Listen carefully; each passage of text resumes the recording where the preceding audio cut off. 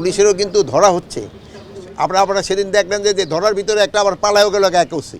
শুনেন, আমি ভাবছি যে আজকে আপনার এখানে কিন্তু আনসার হেডকোয়ার্টারে আমার ভিজিট, এখানে আনসারের উপরে প্রশ্নটা করলো সবচেয়ে ভালো।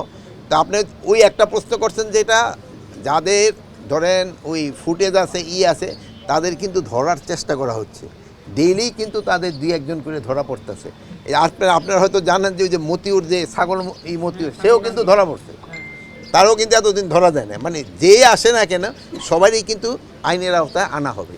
এখন অনেক সময় বলেন যে সপ্তাহে একদিনে ধরা যাবে না, এরা তো বিভিন্ন জায়গায় লুকে আছে, আস্তে আস্তে এগুলো থেকে বের করে ধরা হবে। শোনেন, তাগো ক্ষেত্রে ইনকোয়ারি হওয়ার পরে যদি যেটা হচ্ছে তাগো কাউকেই কিন্তু ছাড় দেওয়া হবে না, পুলিশেরও কিন্তু ধরা হচ্ছে। আপনারা সেদিন দেখলেন যে ধরার ভিতরে একটা আবার পালায়ও গেল এক ওসি। ধরা হয়েছে, আবার ধরার থেকে কিন্তু পালায়ও গেছে। যে ধরা হচ্ছে না এটা আপনারা বলেন না, ধরা হচ্ছে, বাট ইনভেস্টিগেশনের পরে ধরা হচ্ছে। আপনি তো ওই তালিকাটা শোনেন, আপনি আমার একটা অনুরোধ, আপনি তালিকাটা একটু পুলিশ হেডকোয়ার্টারে দিয়েন না। আপনি তো বলতেছেন, শোনেন ভাই, দেশের সেবা করে কিন্তু আপনিও সেবা করতেছেন, আমরা শোনেন না আমার কথা কর। আপনি একটা তালিকা যদি থাকে আমার তো দিতে অসুবিধা নাই ভাই। আপনার কাছে যদি না আমার কথা শেষ করতে দেন। আপনার কাছে যদি তালিকা থাকে আপনি আমাকে দেন। আমি শোনেন, এই সাংবাদিকতা আমিও কিন্তু একসময় মর্নিং নিউজের ছিলাম। ঢাকা ইউনিভার্সিটিতে যে সময় আমি পড়তাম এবং ঢাকা কলেজে যে সময় পড়তাম সেই সময় আমি কিন্তু মর্নিং নিউজের সাংবাদিকতা করছি। সেই সময় কিন্তু এত কিন্তু বড় ছিল না।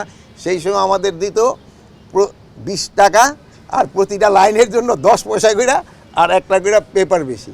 এই জন্য আপনার যত বেশি সংবাদ হইতো ইন্ডিভিজুয়ালের অত বেশি পয়সা পাওয়া যেত।